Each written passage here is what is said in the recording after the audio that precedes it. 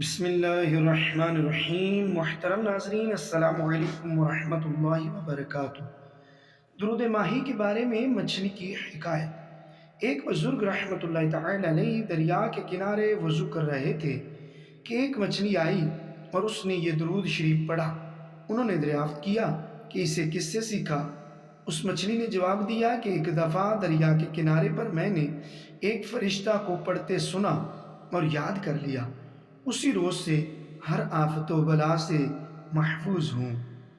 اللہم صلی علی محمد وعلی آل محمد خیر الخلائق وافضل البشر وشفیع الامم یوم الحشر والنشر، وصلی علی سیدنا محمد وعلی آل سیدنا محمد بعدد کل معلوم لک، وصلی علی محمد وعلی آل محمد وبارک وسلم، وصلی علی جمیع الانبیاء والمرسلین، وصلی علی کل الملائکۃ المقربین وعلی عباد اللہ الصالحین، وسلم تسلیما کثیرا کثیرا برحمتک وبفضلک وبکرمک یا اکرم الاکرمین، برحمتک یا ارحم الراحمین، یا قدیم یا دائم یا حی یا قیوم